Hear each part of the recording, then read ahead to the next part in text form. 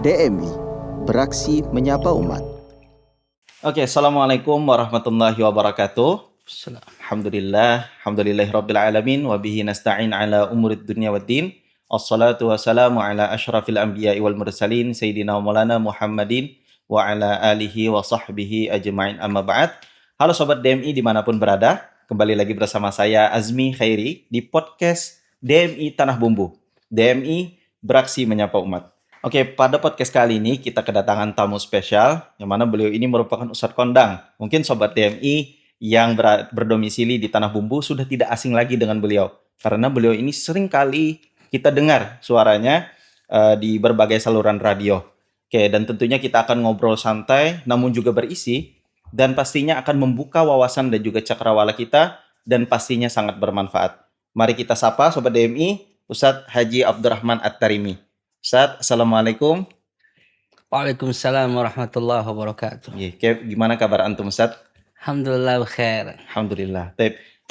Jadi sebelum kita masuk ke topik obrolan kita pada hari ini, Ustadz, mohon izin dulu, Ustadz. Mungkin Sobat DMI dan mungkin juga saya ingin mengenal antum lebih dalam lagi, Ustadz. Seperti kata pepatah kan. Tak kenal maka tak cinta. Iya. Tak kenal maka tak cinta, sayang. Tak sayang. Oke. Ustadz, antum ini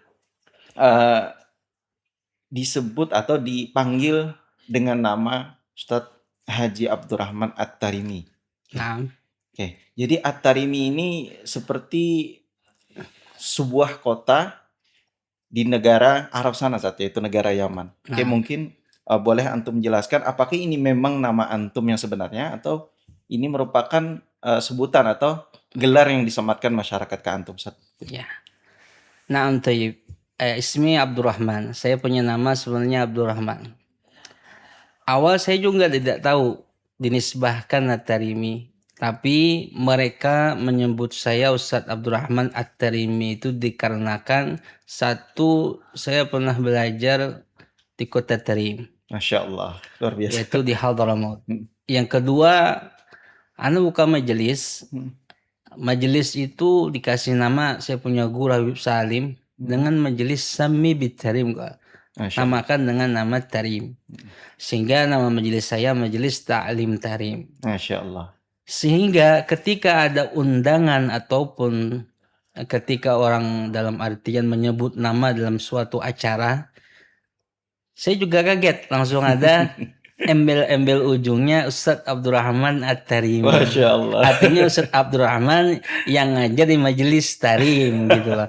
Kebetulan memang di Batu Licin itu yang namanya Abdurrahman yang ditarik ana gitu loh. Tidak ada yang lain. Dan juga dulu masih jarang ya yang dari Tarim. Itu hitungan ya kalau tidak salah ana sama siapa? Ana ya sama Habib Husin juga. Sekarang sudah banyak alhamdulillah. Alumni Tarim maupun itu dari Darul Mustafa maupun itu dari Rubat Tarim dan juga dari Ahqaf juga ada universitas di Tarim itu alumni yang sekarang sudah alhamdulillah dakwah di kota kita yaitu Tanah Bumbu. Saya kira demikian. Alhamdulillah, Ustadz. Oke, Ustadz, berarti ini merupakan nisbah atau mungkin gelar yang antum dapatkan karena antum membuka majelis taklim yang bernama Majelis Taklim Tarim, Ustadz, gitu. Nah, Masya Allah, dan juga mungkin antum pernah belajar di Tarim. Saya pernah dengar ya, katanya orang itu boleh menisbatkan itu kalau harus dia mukim di sana 4 tahun. Anak tuh nggak nyampe 4 tahun, hampir 4 tahun. Makanya biasanya kan dibolehkan menisbatkan namanya itu di ujung namanya di tempat yang dia pernah selama 4 tahun kurang lebih. Makanya ada namanya Al-Makki, Al-Madani. Masya Allah. Artinya dia pernah di Mekah, dia pernah di Madinah. At-Tarimi dia pernah di Tarim gitu. Ya, tapi anda belum 4 tahun, belum nyampe 4 tahun, tapi alhamdulillah dikasih gelar At-Tarimi. Iya, mungkin ini menjadi apa ya? Menjadi ciri khas antum. Ya. At-Tarimi, kalau mendengar Ustadz Abdurrahman At-Tarimi pasti itu antum, Ya, bukan Ustadz Abdurrahman yang lain. Nah. Oke. Tapi Ustadz, pertanyaan selanjutnya Ustadz, mungkin apa sekarang Ustadz kesibukan antum di Tanah Bumbu mungkin, atau mungkin ada juga kesibukan antum di luar? Ya, naam thayyib. Ana kesibukan Untuk sekarang ya lebih fokus di majelis. Dulu saya pernah mengajar di beberapa pondok. Saya pernah ngajar di pondoknya Zadul Mutakin tempat Guru Fadli. Juga pernah ngajar dulu di cabang Darussalam di Sungai Kecil. Sekarang saya lebih fokus di majelis dan di masjid juga ada majelis. Alhamdulillah. Baik Ustadz. Oke.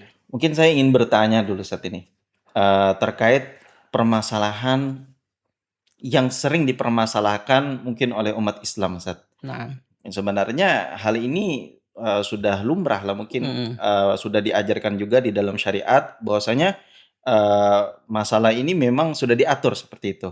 Nah, bahkan ketika permasalahan ini terkadang itu juga menimbulkan konflik dan juga polemik, tidak pandang apakah dia saudara, mungkin atau ayah, ibu atau keluarga lainnya, itu permasalahan warisan, Ustaz.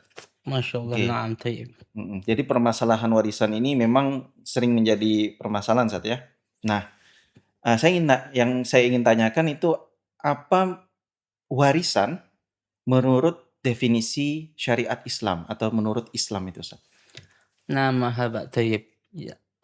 Jadi warisan menurut agama Islam adalah intiqalu syai' min qaumin ila qaumin akharin. Jadi warisan itu adalah berpindahnya sesuatu dari suatu kaum ke kaum yang lain. Artinya berpindahnya hak kepemilikan harta dari si mayit kepada ahli warisnya yang berhak menerimanya. Jadi ketika seseorang itu meninggal dunia dia membawa harta, maka harta yang ditinggalkan oleh si mayit itu berpindah haknya kepada ahli waris mereka yang berhak menerimanya yang sudah diatur di dalam Al-Quran, yang diatur dalam agama Islam. Nanti akan dibagi sesuai dengan aturan agama Islam yang mana itu semua atas pandangan Islam yang insya Allah penuh dengan keadilan di dalamnya, karena Allah mengetahui mana mereka yang lebih berhak banyak dapat dan mana yang mereka agak sedikit dapatnya dalam pembagian tersebut. Ini yang dinamakan warisan dalam Islam. Jadi warisan itu adalah berpindahnya hak akan harta dari si mayit kepada yang hidup daripada ahli warisnya. Oke, baik Ustaz. Berarti Islam itu sudah mengatur tentang warisan ini sedemikian rupa, sedemikian detail Ustaz ya. Nah, pertanyaannya Ustaz, mengapa pembagian harta ini dianggap begitu penting dalam Islam Ustaz? Nah, yang pertama, pembagian harta dianggap penting di dalam agama itu yang pertama adalah karena ini ketentuan langsung dari Allah Subhanahu wa ta'ala. Yang Allah memasukkan pembagian warisan ini di dalam Al-Quran. Dan Allah Subhanahu wa ta'ala membagi harta warisan itu sebaik-baiknya kepada mereka yang berhak menerimanya dan seadil-adilnya. Kenapa dianggap penting di dalam Islam? Karena Allah Subhanahu wa ta'ala mencantumkan pembagian warisan itu di dalam Al-Quran, menunjukkan saking pentingnya pembagian warisan itu di dalam ajaran Islam. Hikmahnya diantaranya juga untuk supaya menghindarkan daripada konflik.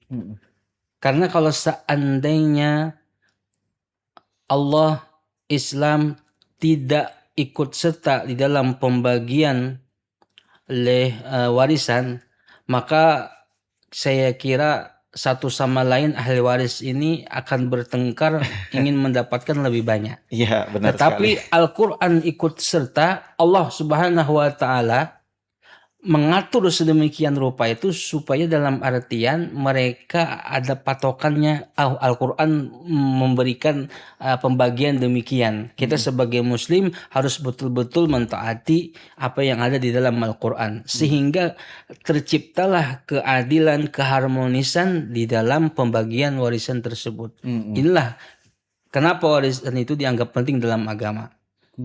Saya kira demikian. Ya, terima kasih Ustaz. Tadi yang saya tangkap bahwasanya warisan itu merupakan pembagian harta ya Ustaz ya. Nah, Pembagian harta. Nah, adapun juga saya rasa ini hadis ya. Hadis atau perkataan ulama, al-ulama warathatul anbiya. ayo. Nah, apakah yang dimaksudkan warisan atau warathatun di sini itu merupakan sesuatu yang bisa dibagi, Ustaz? Berarti apakah warisan itu hanya berbentuk materi dan dia bukan non materi, Ustaz? Kayak misalnya ilmu itu diwariskan seperti itu. Apakah misalnya ayahnya seorang yang alim kemudian membagikan mungkin untuk anak laki-lakinya setengah mungkin kemudian apakah seperti itu Ustaz atau gimana? Nah, lah, jadi ya tidak ya. Kalau seandainya ilmu bisa diwariskan, maka semua anak para ulama itu juga menjadi orang yang alim. Tapi tidak. Tidak, Ustaz. Karena ilmu itu labud bita'allum. Ilmu labud dengan belajar. Ilmu didapatkan al-ilm bita'allum. Ya, orang yang dalam artian ketika ingin menjadi alim, maka dia harus belajar.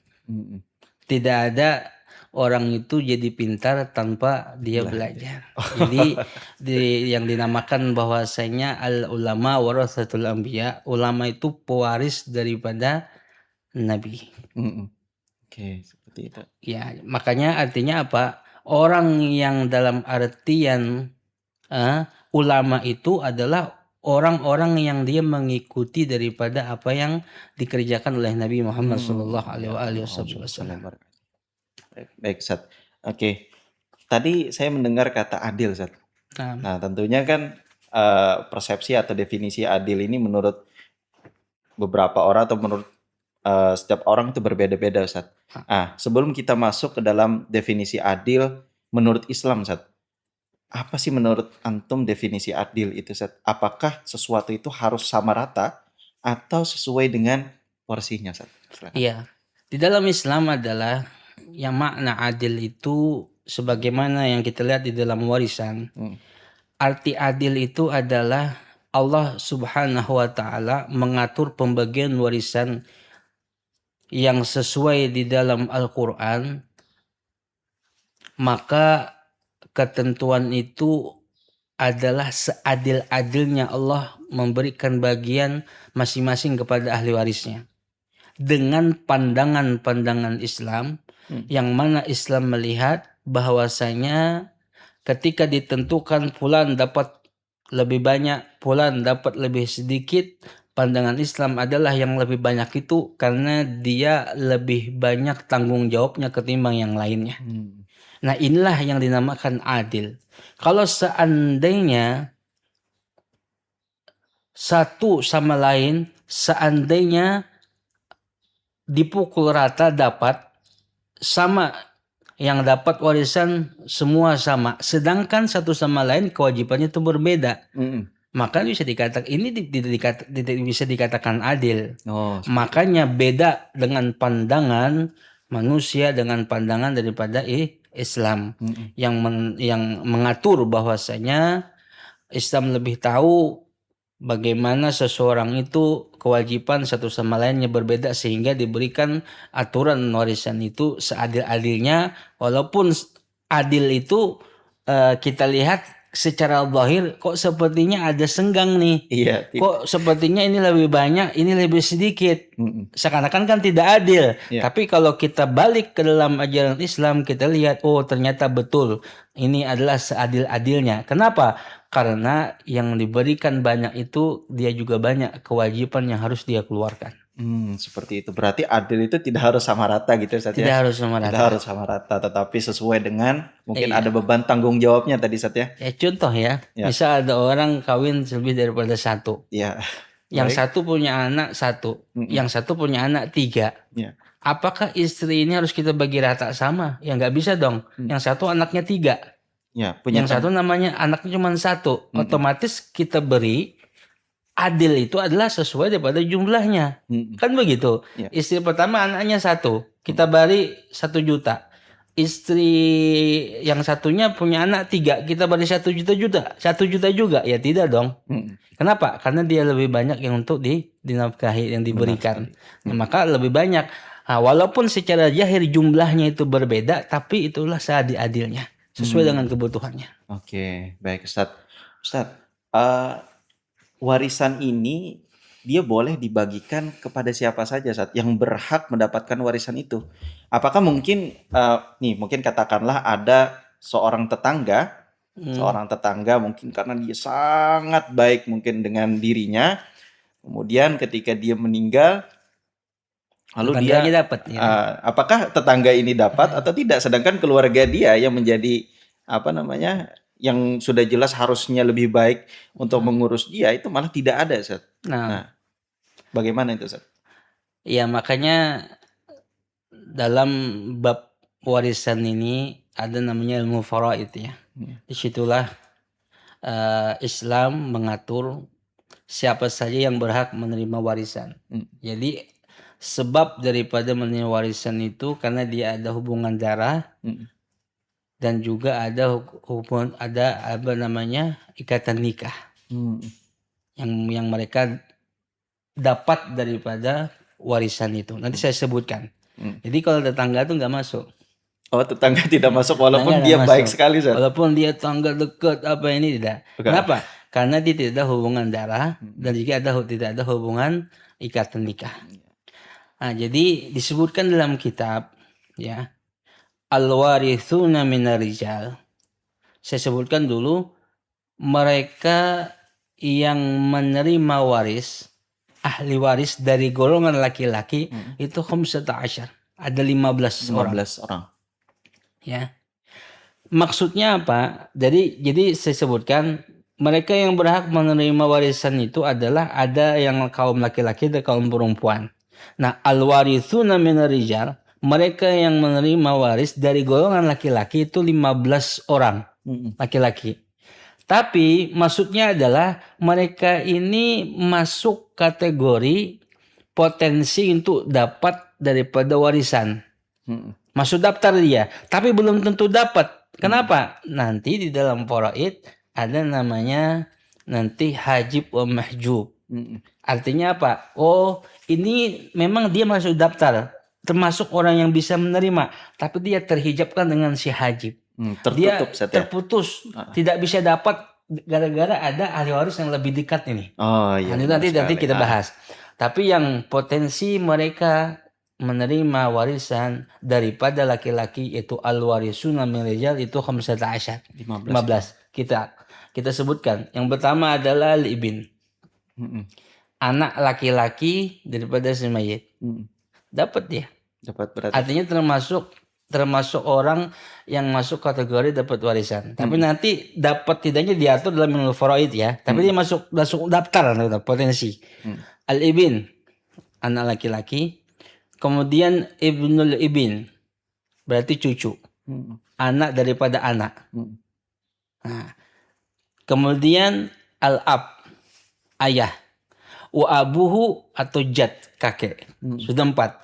Ya. Anak, cucu si mayit, abahnya si mayit ataupun kakeknya, jadduh. Ya, 4. Kemudian akh syagik, saudara kandungnya. Kemudian akhlil ab, saudara laki-lakinya seabah. Kemudian akhlil saudara seibu. Setelah itu dari golongan laki-laki barulah ibn akh. Berarti ponaan. Ya, keponakan. Ibn akh syagik. Baru ibn akhlil ab. Baru am syagik, paman kandung. Baru amlil ab, paman seayah. baru nanti ibn am, anak paman berarti sepupu. Kalau tadi ponaan, Ya, ini sepupu. ponakan, sepupu Ustaz ya. Ibn Anak ibn dari am, Ibn Am. anak paman, Anak paman. sepupu berarti sepupu sekali. Ya. Ibn am syagik sama ibn am lil ab. Baru nanti az-zawj, suami, baru mu'tik, orang yang memerdekakan. Oh. Jadi ini daripada al-warisuna minar rijal. Mereka yang menerima warisan daripada laki-laki 15 golongan tadi itu. Masya Allah, berarti lumayan banyak juga Ustaz ya, 15 Banyak. orang. Ini kan maksud saya masuk daftar. Tapi apakah dapat atau tidak tergantung nanti aturan faraid. Ada yang termahjubkan, ada yang menghijabkan daripada yang lain. Contoh diantaranya tadi kan ibn wa ibnul ibn. Anak si mayit sama cucu si mayit. Nah, ibnul ibn tuh mahjub dengan ibn. Jadi si cucu ini nggak dapat kalau ada abahnya, kalau ada ibnnya. Iya. Anak si mayit ada, maka cucunya nggak dapat. Nah, itu namanya mahjub. Paling kuat yang menghijabkan itu adalah anak laki-laki. Anak laki-laki itu paling banyak memahjubkan orang. Iya. Kalau sudah ada anak laki-laki, yang lain kipayan banyak. Iya, karena mungkin posisinya itu sangat kuat Ustaz ya. Sangat kuat. Kalau sudah ibn, anak laki-laki itu sangat kuat, banyak memahjubkan daripada yang lainnya. Nah, kemudian al-warithat minan nisa. Mereka yang menerima waris daripada golongan perempuan tuh ada 10 saja. 10. Yang pertama adalah binit, anak perempuan. Kemudian bintul ibn, cucu perempuan. Ya kan? Baru zauzah, istri. Baru jaddah min jihatil kemudian jaddah min jihatil ab. Artinya dia punya nenek saudara mama, dia punya nenek saudara ayah.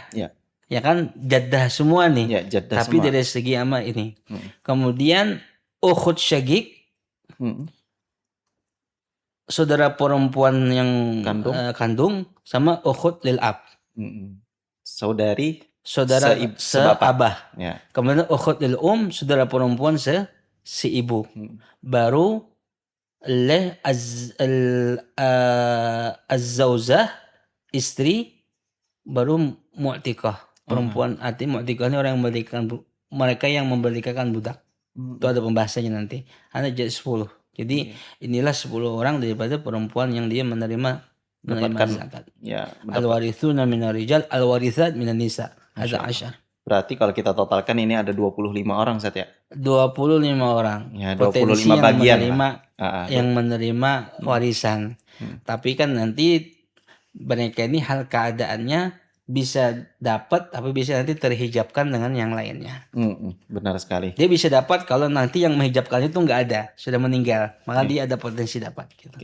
Baik Ustaz, ini mungkin kayak gini Ustaz. Mungkin sering kita ibaratnya ada beberapa permasalahan mungkin dalam warisan ini. Katakanlah mungkin pada zaman dahulu itu pernah kejadian Ustaz.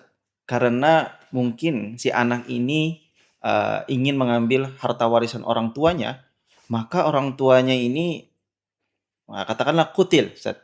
Qatala ibnu masalan walidah, nah kayak gitu. Nah, apakah walaupun si anak ini anak laki-laki Ustaz, dan dia sudah jelas mendapatkan hak untuk mendapatkan warisan, tetapi dia mendapatkannya itu atau ingin mengambil itu dengan cara yang tidak baik seperti ini Ustaz. Apakah si anak itu tetap mendapatkan warisan atau tidak Ustaz? Nah, mawani'ul irith termasuk pencegah daripada dapat warisan al-qatlu, yaitu membunuh. Jadi mereka yang statusnya membunuh maka tidak dapat daripada harta warisan. Karena di antara asbalih mawani'ul irith itu namanya al-qatlu.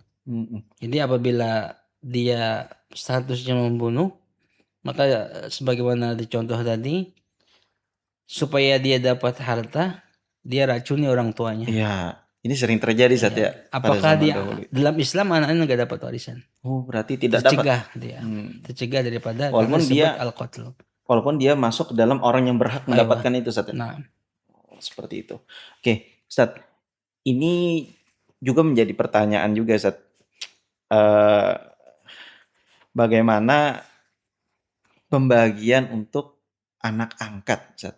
Nah, mungkin katakanlah anak tiri seperti itu. Apakah mereka juga mendapatkan haknya dalam warisan itu atau tidak, Ustaz? Nah, yang pertama Tayyib adalah anak angkat. Anak angkat itu berarti adalah dia punya anak tapi ngangkat punya anak. Misal dia tidak punya anak. Dalam artian dia suami istri sudah puluhan tahun gak mendapatkan anak. Maka dia meminta anak orang untuk dijadikan anak. Nama statusnya nama angkat. Di zaman Nabi dulu dulu kan namanya ada ibtalut tabani. Pembatalan untuk pengangkatan anak itu di zaman dulu kan dia dinisbahkan. Seperti ada ya yang dinisbahkan bahwasanya Nabi ngangkat anak dinisbahkan namanya kepada Nabi, namanya Nabi Muhammad binnya bin Muhammad bin gitu ya. Muhammad. Jadi oleh karena itu dilarang untuk mengangkat anak yang dinisbahkan artinya binnya kepada si bapak yang baru. Tidak boleh tidak boleh dia mentiadakan bapak yang dulu. Oleh karena itu bagaimanapun tetap dia punya orang tua adalah orang tua yang sebenarnya. Maka anak angkat ini dia tidak berhak menerima warisan. Oh, tidak dapat berarti. Tidak bisa. Anak angkat tidak bisa menerima warisan. Jadi kalau bisa sebelum meninggal aja dikasih. Misal banyak. Langsung dikasih aja sebelum meninggal saja. Atau al-wasiyah. Oh, al-wasiyah. Nah, kemudian yang kedua adalah anak tiri. Anak tiri juga tidak termasuk menerima warisan. Anak tiri. Contoh anak tiri itu adalah ada seorang laki-laki kawin dengan perempuan janda punya anak. Ya kan? Yeah. Janda punya anak. Gak lama meninggal nih si laki. Otomatis si laki ya kan? Dia punya anak tiri. Perempuan itu hasil dari anak daripada istrinya. Dia gak dapat. Gak ada hubungan darah. Gak ada hubungan dia dengan dia. Makanya anak angkat dan anak tiri itu tidak dapat warisan. Tidak dapat warisan. Tidak ada warisan untuk anak angkat dan anak tiri berarti Ustaz ya. Kemudian Ustaz, adapun permasalahan warisan ini kadang ini ada beberapa dari umat Islam atau muslimin yang katakanlah mungkin mereka melambatkan seperti itu Ustaz. Melambatkan warisan itu untuk dibagikan. Nah, sehingga nantinya ketika warisan ini lambat dibagikan, siapa tahu nanti setelah itu ada lagi dari ahli waris yang meninggal, kemudian ditunda lagi seperti itu Ustaz. Nah, ini gimana Ustaz? Kalau ada kejadian seperti ini, apakah warisan itu harus dibagikan langsung atau gimana Ustaz? Warisan itu ya sebenarnya adalah harus dibagikan secara cepat. Setelah nanti akan saya jelaskan, sebelumnya itu ada memang yang harus untuk ditunaikan sebelum dibagi kepada ahli waris nanti. Jadi semaksimal mungkin diusahakan secepatnya warisan itu dibagi kepada yang berhak menerimanya. Karena mungkin satu sama lain itu ada punya kebutuhan masing-masing yang dia berhak dan dia menerimanya. Di dalam ilmu faraid nanti itu ada pembahasan agak ribet memang. Seandainya kalau harta warisan ini belum dibagi kemudian meninggal lagi di antar salah satu ahli waris itu. Iya. Itu pembagiannya agak ribet. Dan lagi ada dirumuskan di dalam ilmu faraid. Kalau seandainya ini yang berhak, misal si mayit meninggal, dia meninggalkan ahli waris itu yang berhak menerima ada 4 orang. Tapi belum dibagi karena ada sesuatu atau apa dari anda dari yang 4-nya ada meninggal dunia.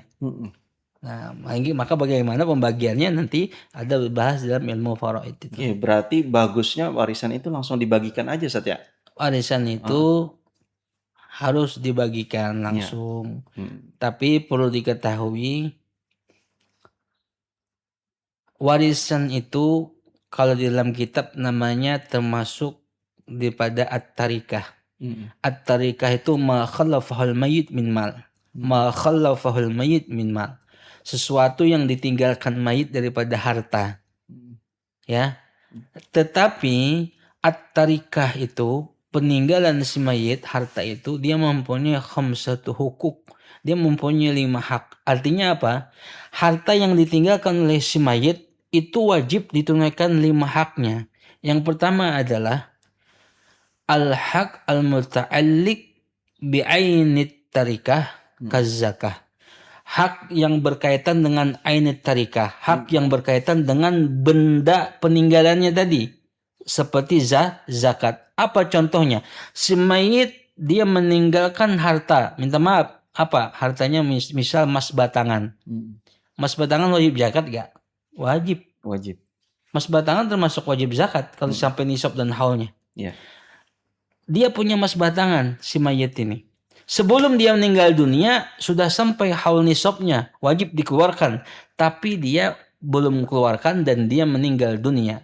Maka at-tarikah barang peninggalan ini namanya at-tarikah ma khalafal mayyit. Dia punya 5 hak. Yang pertama apa? Hak zakatnya harus dikeluarkan dulu.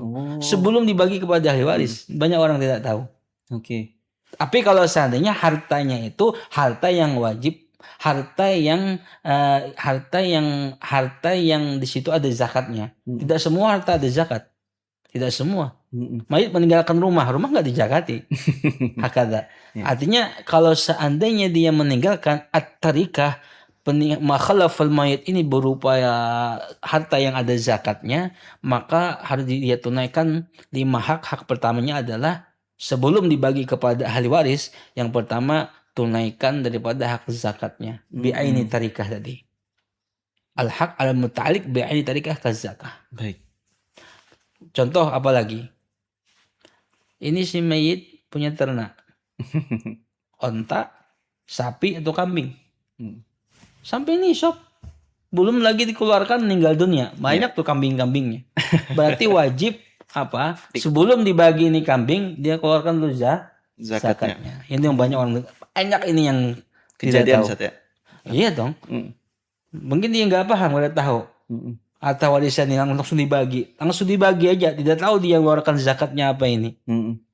Coba tanya, pasti yang ketika meninggal mikirnya langsung dibagi kepada ahli waris. Yang pertama, yang kedua apa? Yang kedua biaya. At-tarikah ini kan ma khalafal mayit, sesuatu yang ditinggalkan mayit daripada harta. Ya, maka hak yang pertama zakatnya keluarkan. Yang kedua apa? Sebelum diberi kepada haris, yaitu adalah dia keluarkan harta si mayit tadi untuk biaya daripada proses pemakamannya. Kain kapan, air pemandian, ujratul ghasil di situ, upah yang memandikan, yang menabuk kubur, macam-macam semua. Itu diambil dari uang si mayit. Dari uang si mayit, haknya dia. Yang ketiga ad-duyun, hutang. Jangan dibagi-bagi dulu. Ini bayarkan hutang Abah. Bayarkan hutangnya. Ini duit Abah, bayarkan ke hutang tuh, masih ada hutang Abah. Harus saja bagi aja. Tidak boleh. Tunaikan haknya yang ketiga, yaitu ad-duyun, Hutang. Yang keempat al-wasiyah. Sebelum dibagi ke ahli waris, ditunaikan wasiat dulu. Sebelum dibagi ke ahli waris, itu harta peninggalan harus jatah wasiat dikeluarkan dulu sebelum ke ahli waris. Tapi wasiat itu tidak boleh lebih daripada thulus, sepertiga harta. Nah, maksimal itu sepertiga. Lebih daripada sepertiga tidak boleh ditunaikan wasiat, illa kecuali ahli warisnya meridhai. Kalau kada, maka tidak boleh ditunaikan. Wasiat itu bisa ditunaikan oleh paling maksimal itu sepertiga daripada harta, enggak boleh lebih. Yang kelima baru al-irith. Al-irith itu al-makna al-bagi. Irith itu al-bagi, artinya apa? Sisa ini ya kebagikan kepada ahli waris yang berhak menerimanya. Jadi warisan itu namanya al-bagi, sisa daripada yang tadi kita jelaskan tadi. Mengeluarkan untuk ini dan yang lainnya. Oke, baik Ustaz. Ustaz, mungkin silakan diminum terlebih dahulu Ustaz. Ayo. Ya, suguhan sederhana kita Ustaz. Mohon izin.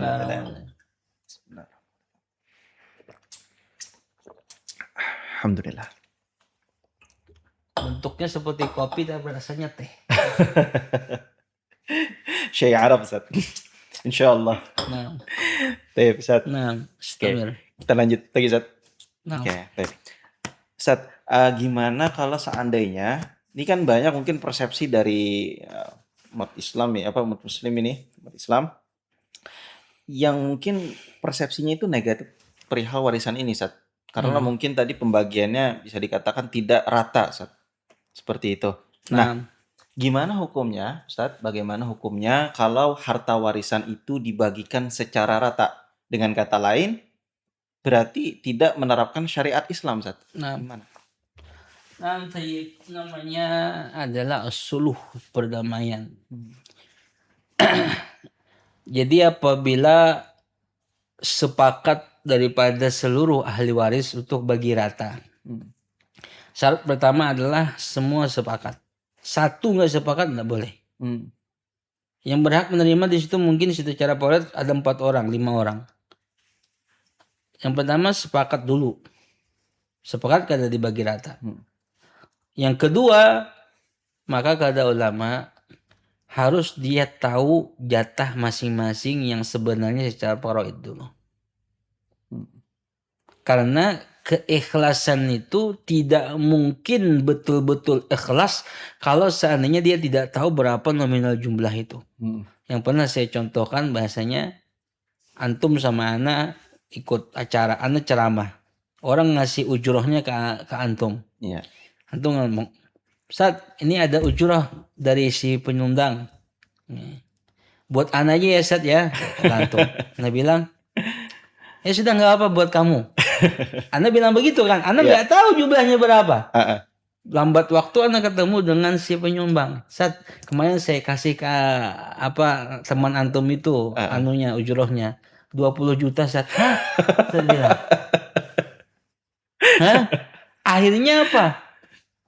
Ada penyesalan. Nah sehingga tidak dibolehkan dalam agama. Hmm. Ketika kita memberi harus tahu nominal. Jadi keikhlasan itu betul-betul kalau tahu nominal masing-masing yang sebenarnya. Makanya tadi ingin bagi rata boleh. Hmm. Sepakat semua tapi bagi dulu secara Islam. Secara faraid bahkan tadi mengatakan sesuai bagi apa enti separuh, enti rubu, seperempat, sudus, ini dapat ini dibagi. Habis sudah harta ini sesuai dengan harta yang dibagi masing-masing secara faraid, secara agama. Setelah itu baru mungkin ada yang dapat sedikit, yang banyak ngasih nih, semua saya kasih.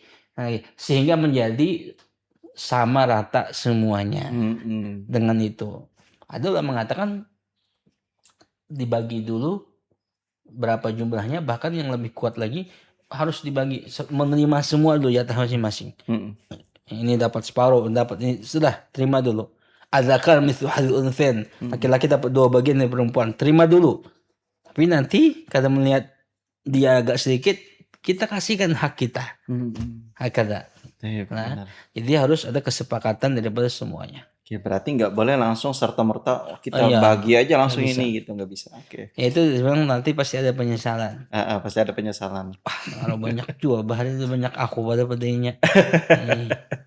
Menyesal aku bahari aja bagi rata. Iya, mau ibanya itu kada baik jualan aku. Iya, baik sekali Ustaz. Nah, Ustaz, pertanyaan selanjutnya lagi Ustaz. Nah, biasanya di Indonesia ini karena kita merupakan masyarakat yang majemuk Ustaz, jadi mungkin banyak yang blasteran lah mungkin katakanlah di dalam keluarganya itu ada sebagian yang menganut agama Islam, ada juga yang non Islam Ustaz. Nah, katakanlah mungkin pada suatu contoh atau suatu perkara kebetulan si ayah ini dia mu'alaf Ustaz. Dia mu'alaf dari non Islam menjadi Islam. Nah, kemudian ada beberapa mungkin dari anaknya yang juga mengikuti jejak ayahnya memeluk Islam juga Ustaz. Nah, kemudian ada juga sebagian yang tidak memeluk Islam. Nah, jadi ketika si ayah ini meninggal, maka gimana itu Ustaz pembagian warisan itu? Apakah orang non-Islam ini juga berhak mendapatkan warisan karena dia masuk ke dalam bagan, maksudnya dia itu sebagai anak atau gimana Ustaz? Seingat saya ya, nanti kita lihat lagi, kita buka lagi. Tapi seingat saya Arid dah orang yang non muslim itu tidak dapat menerima. Berarti Tidak apa namanya? Termasuk yang mencegah daripada waris. berarti tidak boleh Ustaz ya. Berarti Tidak salah menerima. satu syarat penerima warisan Harus itu muslim. harus Harus muslim. Islam. Oke. Baik Ustaz. Kemudian kalau seandainya dia ini seorang sebatang kara Ustaz. Tidak punya, mungkin ayah atau ibunya sudah tidak ada lagi, kemudian tidak punya istri, tidak punya saudara, tidak punya anak. Nah, maka warisan ini kemana Ustaz? Yang namanya Dibagikan. al-mu'tik. Al-mu'tik. Al-mu'tik itu adalah orang yang memerdekakan budak. Tapi kalau seandainya dia itu dulu bekas budak ya, jadi dicari bahwasanya dia tidak punya apa namanya ahli waris, maka yang mendapatkan adalah orang yang memerdekakan dia. Berarti karena apa yang selain daripada saudara tadi kan, kemudian diikat melalui pernikahan tadi adalah al-mu'tik dan mu'tikah tadi Ustaz ya. Berarti termasuk yang menerima waris. Ya, termasuk dalam penerima warisan. Oke, Ustaz. Kemudian mungkin Ustaz, ini mungkin pertanyaan terakhir, mungkin yang bisa menjadi refleksi untuk kita semua Ustaz sebagai umat Islam terkhususnya. Ayo, apa hikmah terbesar Ustaz yang bisa kita ambil dari aturan warisan dalam Islam itu? Hikmah terbesar yang bisa kita ambil dalam warisan itu yang pertama adalah mengingatkan kita kepada kematian, bahwasanya yang namanya al-maut itu sesuatu yang pasti.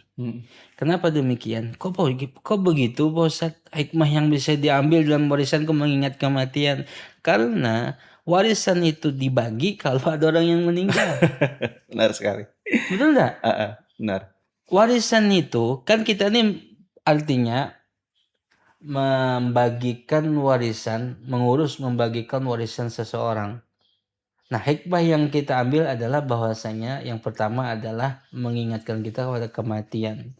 Supaya kita mau persiapkan akan kematian itu yang pertama. Bahwasanya ketika seseorang itu meninggal dunia, maka dia akan meninggalkan harta yang akan dibagi kepada ahli warisnya. Jadi artinya pasti yang namanya kematian itu pasti ada. Yang kedua adalah untuk supaya menghilangkan sifat al-hirs, kerakusan di dalam diri kita untuk mencari dunia ataupun harta. Artinya apa? Kita melihat dalam pembagian warisan. Kita tahu orang si mayit ini ya Allah, kayanya luar biasa. Tapi ketika meninggal dunia apa yang dia bawa cuma kain kapal. Hartanya dibagi-bagi kepada anaknya, belum tentu digunakan untuk kebaikan. Sehingga apa? Ya Allah, kita tidak terlalu untuk memaksakan untuk mencari harta yang itu semua akan ditinggalkan. Jadi hikmahnya adalah diantaranya untuk supaya kita ini menjadikan hamba yang qanaah, menerima apa adanya, kemudian tidak terlalu rakus di dalam mencari urusan dunia. Itu diantara hikmah yang kita ambil dalam urusan pembagian warisan ini. Masya Allah. Oke, terima kasih banyak Ustaz. Mungkin sebenarnya banyak lagi pertanyaan mungkin yang ingin ditanyakan ke antum, tetapi mungkin karena keterbatasan waktu mungkin kita cukupkan terlebih dahulu. Kami ucapkan terima kasih banyak kepada Al-Ustadz Haji Abdurrahman At-Tarimi, Masya Allah luar biasa, yang telah memberikan ilmu dan juga wawasan untuk kita semua. Semoga dari apa yang beliau sampaikan bisa menjadi manfaat, kemudian bisa membuka wawasan kita terkait syariat Islam dan juga tentunya menjadi keberkahan untuk kita semua. Syukran Ustaz. Nah, jangan lupa, baik Sobat DMI sekalian, dimanapun berada, mungkin kita cukupkan terlebih dahulu podcast kita pada hari ini. Jangan lupa untuk selalu dukung kami, PD DMI Tanah Bumbu, dengan cara follow akun Instagram di @dmi_Tanah Bumbu dan juga akun Facebook kami di DMI Tanah Bumbu. Dan jangan lupa untuk subscribe channel PD DMI Tanah Bumbu, like, comment, and share sebanyak-banyaknya sehingga banyak orang yang akan mendapatkan manfaat dari channel ini. Saya Azmi Khairi, izin pamit undur diri. Billahi taufiq wal hidayah. Assalamualaikum warahmatullahi wabarakatuh. Waalaikumsalam warahmatullahi wabarakatuh. DMI beraksi menyapa umat. Terima kasih.